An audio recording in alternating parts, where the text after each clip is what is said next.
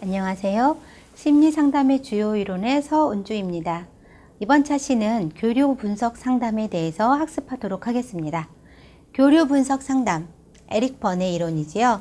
네. 에릭 번이 주창한 교류 분석 상담에 대해서 살펴보도록 하겠습니다. 첫 번째, 교류 분석 상담은 의사거래 분석이다 라고도 한다라는 것입니다. 여기에서 포인트는 이제 의사라는 건데요. 즉, 교류 분석 상담은 서로 간에 의사 교류되는 그러한 방식들을 분석하였기 때문에 이렇게 의사거래 분석이라고도 불리우고 있습니다. 그리고 또한 의사소통뿐만 아니라 개인 내적이나 대인관계 심리학으로도 불리운다라는 그러한 바탕이 있습니다. 그리고 또한 개인의 성격이 어떻게 형성되는지를 설명을 해 주었는데 그것을 무슨 이론으로 펼쳤느냐 하면 구조적 자아 상태를 통해서 보여주었습니다.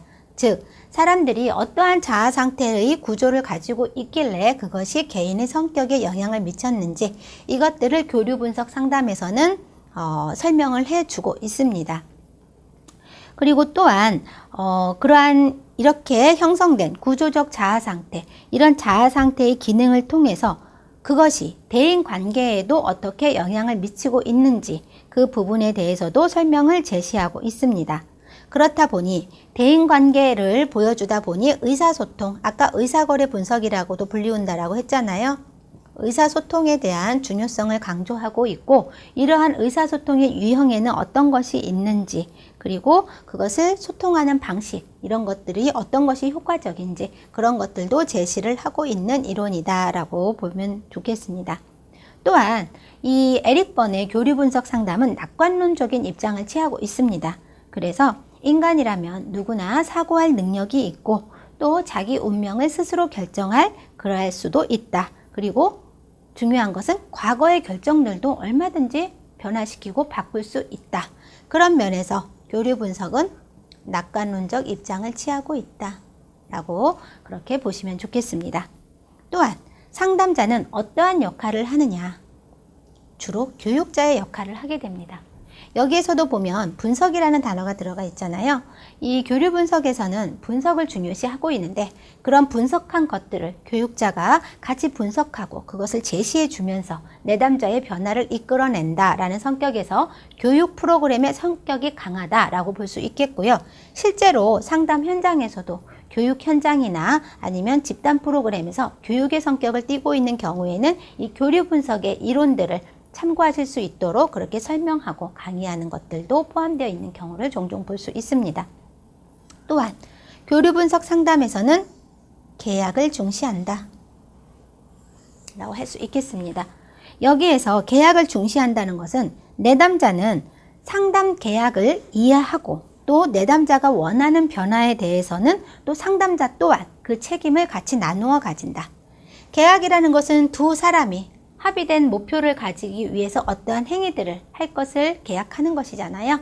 즉, 내담자와 상담자 모두 합의된 목표를 이해하고 그것에 따르는 책임도 같이 나누어 갖는다는 것이 교류 분석 상담의 바탕이 되는 내용들이다 라고 할 수 있겠습니다. 그 다음으로 넘어가겠습니다. 그렇다면 교류 분석에 나오는 이제 주요 개념에 대해서 살펴보게 될 텐데요. 여기에는 앞서서도 교류 분석에서는 구조적 자아 상태를 통해서 인간의 성격이 어떻게 형성되었는지를 보여준다라고 했는데 거기에는 세 가지 자아 상태가 있다라고 본 것입니다. 이 자아 상태라는 것은 무엇을 의미하냐면요. 한 개인이 가지고 있는 사고, 그리고 감정, 행동 이것들을 통틀어서 한 개인의 자아 상태다라고 그렇게 이해를 하시면 좋겠습니다. 인간이 가지고 있는 자아 상태는 총 세 가지가 있다라고 할 수 있겠습니다. 첫 번째, 부모자, 피 약자를 쓰고 있고요. 페어런트의 약자입니다. 즉, 부모자 같은 경우에는 부모나 권위적인 사람들이 가르치고 본을 보여준 대로 모방해서 자기가 하는 사고나 행동, 감정 그것들을 부모자다라고 할 수 있겠습니다. 즉, 자신에게 중요했던 윗어른, 타인이 자기에게 심어줬던 것을 자신이 가지고 있어서 지금 사고하고 감정하고 행동하는데 영향을 미치는 상태를 부모자 상태다라고 할 수 있겠습니다.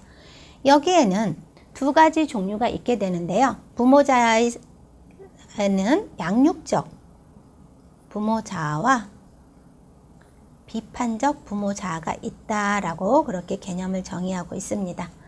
즉, 양육적 부모자 같은 경우에는요, 타인을 보살피고 지지하고 또 애정을 가지고 관심을 가지고 그렇게 또 칭찬도 해주는 그러한 기능을 위주로 설명하고 있어요.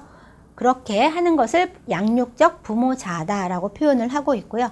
비판적 부모자 같은 경우에는 어떻겠어요?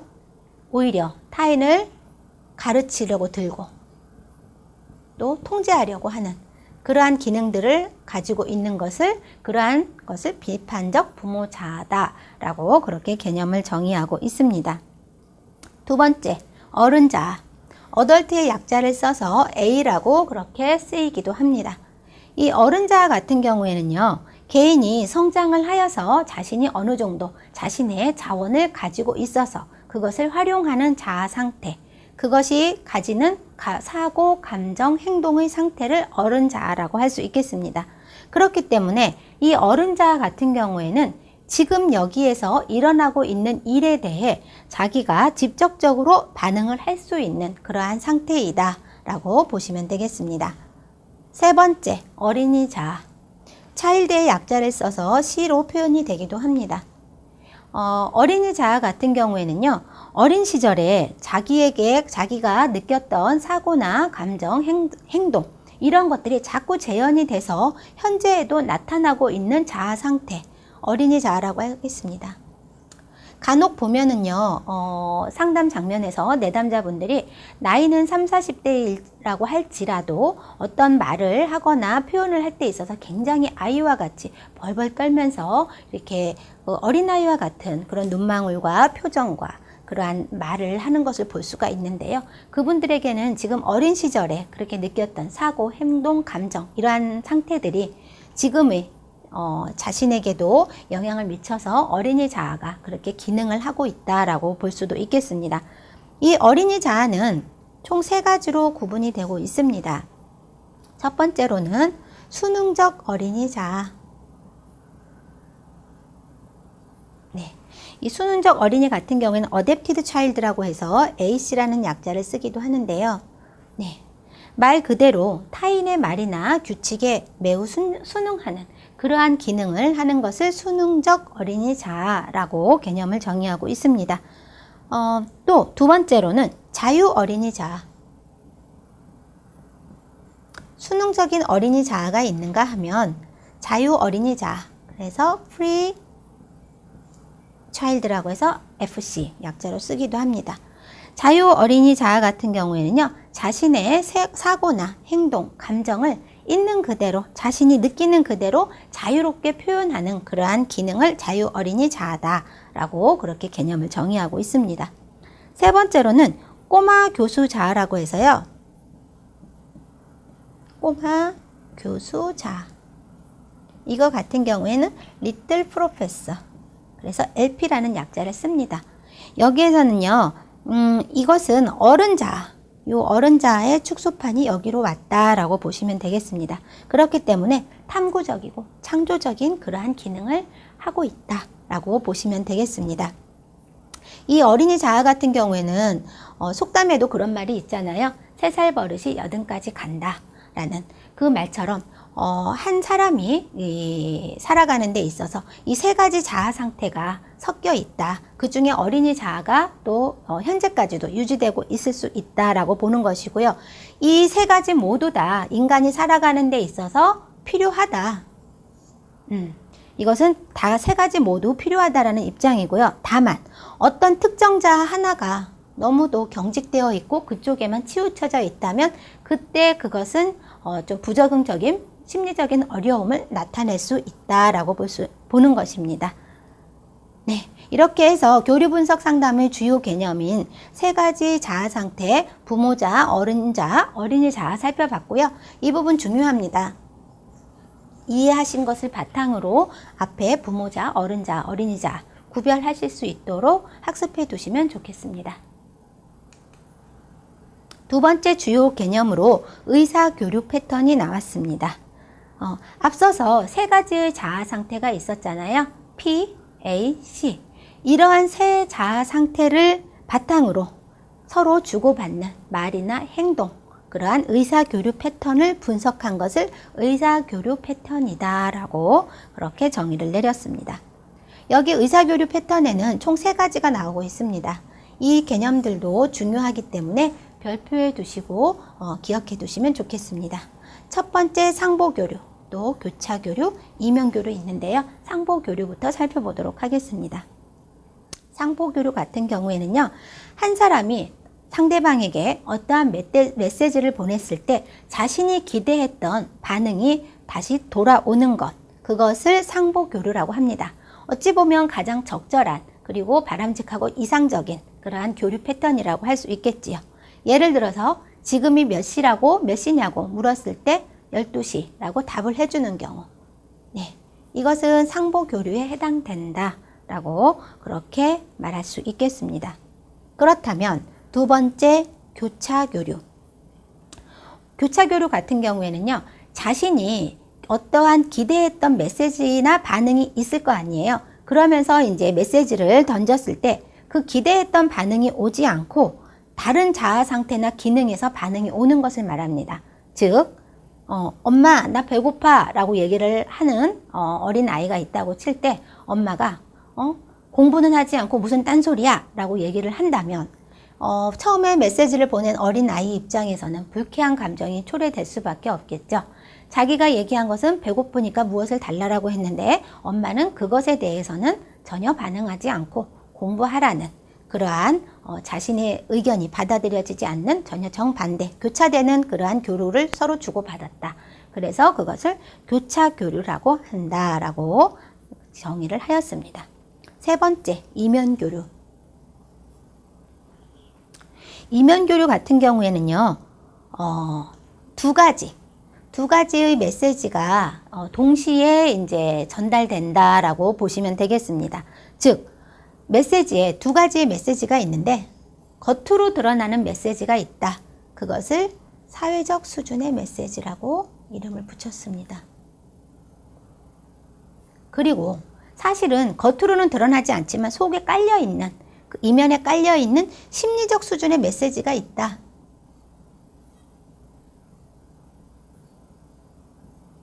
라고 분석을 한 것입니다. 이것은 예를 들어서 생각해 보시면 좀 더 이해가 쉬울 것 같은데요. 만약에 지금 몇 시? 라고 물어봤으면 아까 1번 같은 경우 상보교류에서는 12시 적절한 의사교류잖아요. 근데 지금 몇 시? 라고 물어봤는데 사고가 난 것 친구는 좀 빨리 온 것 같다. 그렇게 생각한다라는 대답을 했다고 칩시다. 자, 지금은 몇 시라고 물어보는 그 내면에는 이것은 누구와의 장면에서 이루어지는 대화일까요? 네, 직장 상사와 또 그 밑에 있는 직원이 이제 늦게 온 그 부하 직원에게 상사가 하는 장면을 떠올려 보시면 이해가 가실 겁니다. 지금 몇 시냐는 소리는 너 왜 이렇게 늦게 왔어? 라는 상사가 그렇게 메시지를 보내는 거겠지요. 그랬는데 그 부하 직원이 시간을 대답하지 않고 차가 막힌 것 치고는 나는 빨리 왔다라고 생각한다 라고 대답을 하고 있습니다. 그러면 그 대답 속에는 또 어떤 메시지가 깔려 있을까요? 부장님도 여러 번 지각해 놓고서는 나에게 뭐라고, 나 한 번 지각한 것을 뭐라고 한다 라는 메시지가 깔려 있는 거지요. 예. 이런 식으로 겉으로 드러나는 것과 다르게 그 안에 깔려 있는 메시지를 품고 서로 교류하는 것, 이것을 이면 교류라고 한다. 이것 또한 대화를 주고받는 대인 관계에서 서로 불쾌한 감정을 초래할 수밖에 없겠죠. 네. 이렇게 해서 교류 분석에서 의사소통에 있어서 그 패턴들을 어떻게 구분하고 있는지를 살펴보았고요. 상보교류, 교차교류, 이면교류, 요거에 대한 핵심 정의 잘 구분해서 기억해 두시면 좋겠습니다. 그 다음에 주요 개념으로 스트로크와 인생 각본에 대해서 살펴보도록 하겠습니다. 스트로크의 영어의 의미는 쓰다듬다 혹은 어루만지다 라고 그렇게 해석이 되는데요. 이 스트로크를 이 교류 분석 상담에서는 어떠한 개념으로 사용하고 있느냐 하면은요. 인간은 본질적으로 타인의 인정과 관심을 추구한다. 즉, 이렇게 상대방의 현존을 인정하는 행위를 스트로크라고 합니다. 즉, 접촉하고 쓰다듬고 어루만지는 이런 행동들이 사실은 교류 분석에서는 타인에게 바라고 있는 그러한 접촉하는 그러한 인정과 관심, 이 모든 것을 포함하는 내용이다라고 하고 인간은 이러한 스트로크를 추구한다라고 정의하고 있습니다. 그렇다면 이 스트로크를 어떻게 주고받느냐에 따라 인간관계에 영향을 미친다. 또한 그것이 성격 형성에도 영향을 미친다라고 보는 것이고요. 이것을 어떻게 주고받았느냐에 따라 인간이 이 교류 분석에서 나오는 인생 각본이라는 개념이 있습니다. 그 인생 각본에 영향을 미친다라고 그렇게 보고 있습니다. 그리고 또 이 스트로크에는 두 가지 스트로크가 있다라고 하고 있습니다. 첫 번째, 긍정적 스트로크. 두 번째, 부정적 스트로크. 긍정적 스트로크는 예상이 되시겠지만 타인이 바라는 적절한 애정, 보살핌, 칭찬, 관심, 격려, 지지 이런 것들이 긍정적 스트로크에 해당이 되겠죠. 부모가 아이에게 이러한 긍정적 스트로크를 제공한다면 아이가 성격 형성에 좋은 영향을 받을 수 있다라고 볼 수 있는 거고요. 부정적 스트로크, 비난, 경멸, 조소, 우롱, 이런 것들, 지적, 이런 것들이 이제 부정적 스트로크에 해당이 되겠죠. 예. 이런 부정적 스트로크를 받으면 이제 아이는 자기 가치가 조금 떨어지게 느끼고 또 자아 존중감에 손상이 된다라고 그렇게 개념을 정의하고 있습니다. 그러나 부정적인 스트로크라 할지라도 사실은 스트로크를 전혀 제공받지 못하는 것보다는 낫다라는 입장입니다.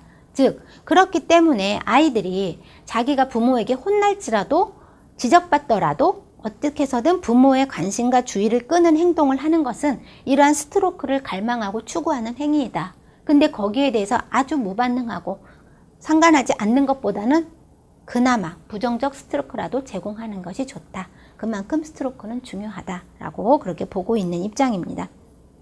그 다음에 인생 각본이라는 개념이 나오고 있습니다. 이것은 한마디로 인생 계획이라고 개인이 가지고 있는 인생 계획이다 라고 보시면 되겠습니다. 그런데 이 인생 각본은 어떻게 짜여졌느냐? 그것은 이 내담자, 이 인간이 어렸을 때 여러 번 경험하고 또 거기에서 초기에 자기가 내렸던 결정들 이런 것들이 형성된 것을 바탕으로 자신의 인생 각본이 짜여진다. 그래서 어찌 보면 인간이 어린 시절부터 가지고 있던 것들에서 어른이 돼서도 크게 벗어나지 못하는 그러한 인생 각본대로 살아가고 있는 자신의 이러한 모습이 싫더라도 나는 어쩔 수 없어. 나는 이렇게 살아갈 수밖에 없어. 라고 생각하는 이런 것들이 인생 각본이 초기에 그렇게 쓰여져서 그것을 계속 유지하고 있는 그러한 이유라고 보셔도 좋을 것 같습니다. 이렇게 인간은 부모나 환경에 대한 반응으로 어린 시절 자아 상태에서 내렸던 수많은 의사결정, 초기 결정들을 바탕으로 자신의 인생 각본을 세운다, 쓴다 라는 것이 교류 분석에서 스트로크와 인생 각본 이렇게 두 가지 개념을 또 추가로 알아보았습니다. 네, 그 다음으로 이제 또 각본 분석이라는 개념이 나오게 됩니다.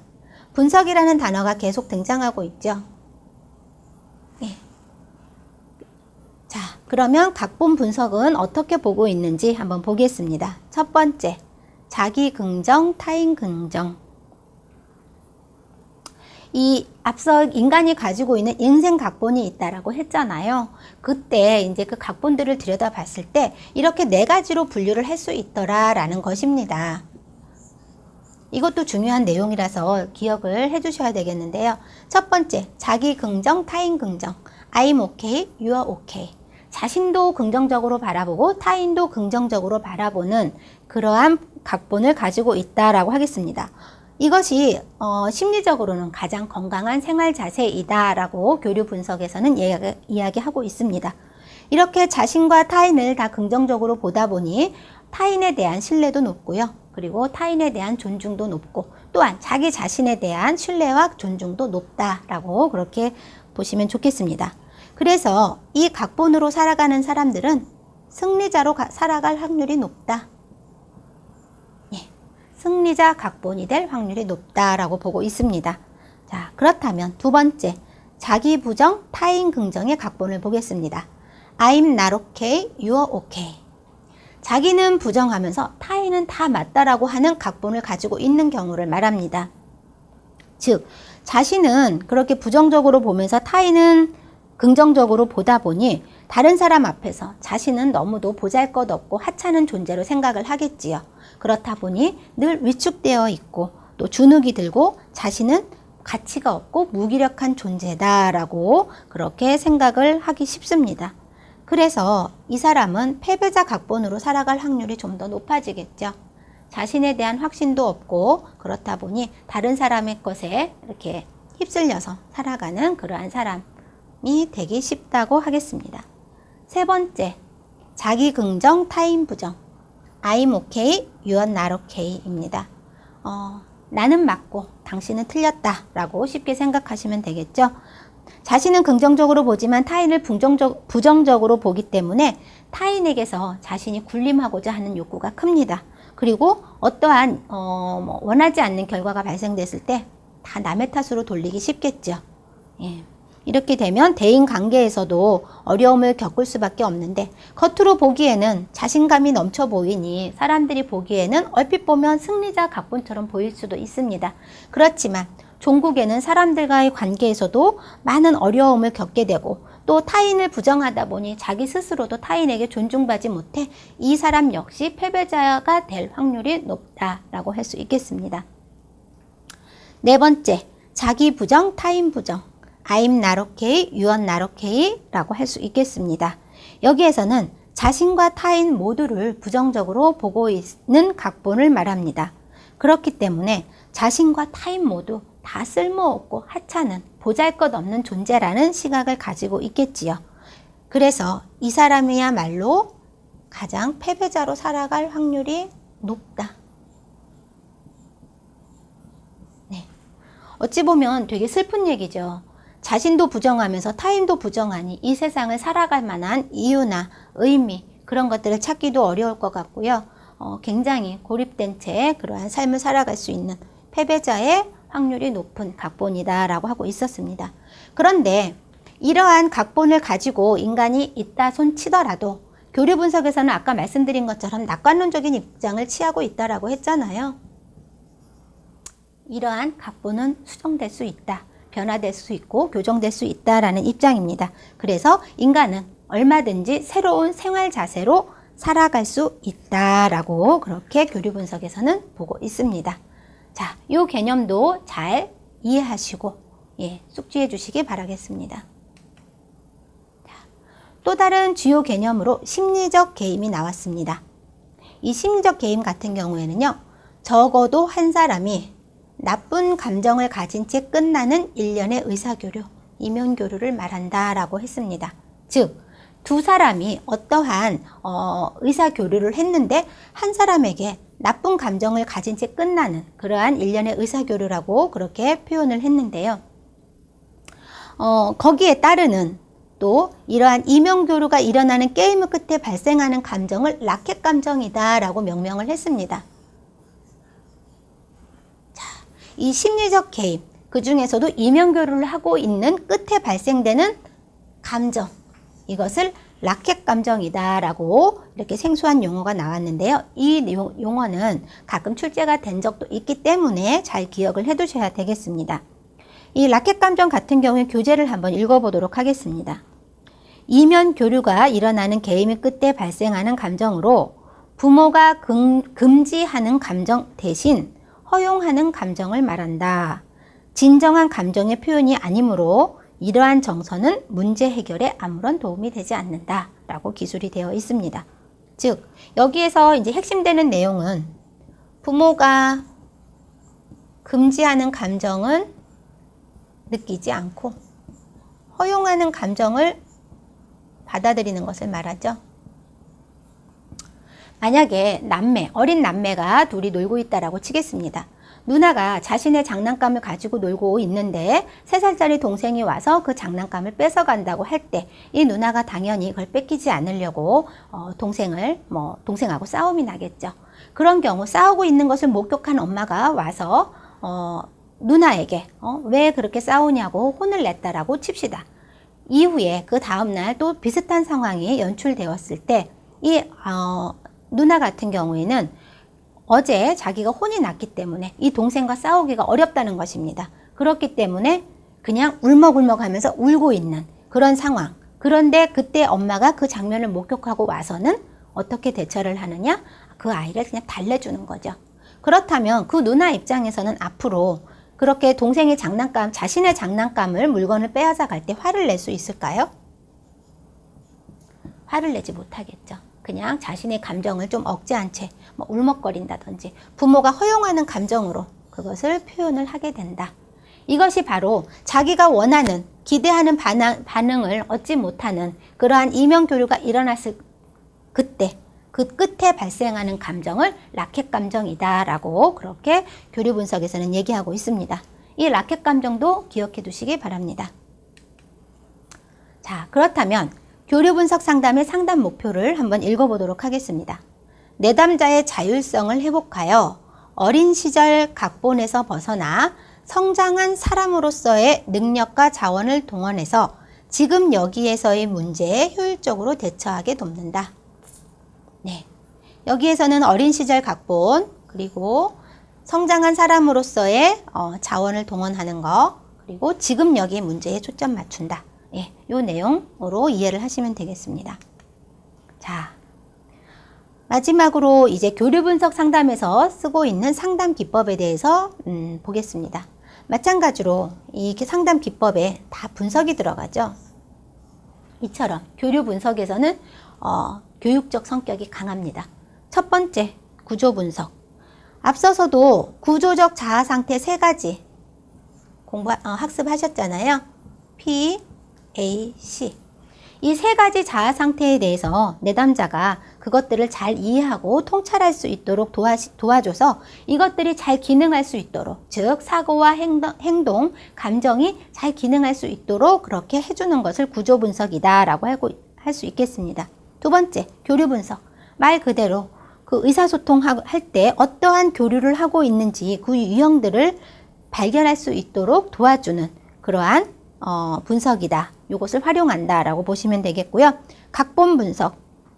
아까 I'm not okay, you're okay 이런 것들 나왔잖아요. 그런 식으로 그 내담자가 가지고 있는 인생 각본에서 어떠한 각본들을 취하고 있는지 자신의 각본을 깨닫게 해주고 지금 여기에서 자신에게 가장 효율적인 각본은 무엇인지 그것을 취할 수 있도록 도와주는 것. 이것이 각본 분석이다라고 할 수 있겠습니다. 네 번째, 라켓과 개인 분석.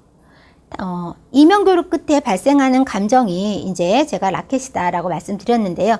이런 것들, 이렇게 타인과 주고받는 비효율적인 상호, 그런 작용들을 알 수 있도록 그렇게 분석을 해서 같이 그것을 들려주고 나누어서 이것에 대해 내담자가 새롭게 깨닫고 새로운 양식을 취할 수 있도록 도와주는 것. 이것이 라켓과 게임 분석이다라고 할 수 있겠습니다. 네. 요 상담 기법 같은 경우에는요, 암기보다는 내용을 이해하시는 쪽으로 하시고, 하신다면, 다른 문제 출제됐을 때도 이해하신 바탕위에서 충분히 풀 수 있으리라 생각됩니다. 네.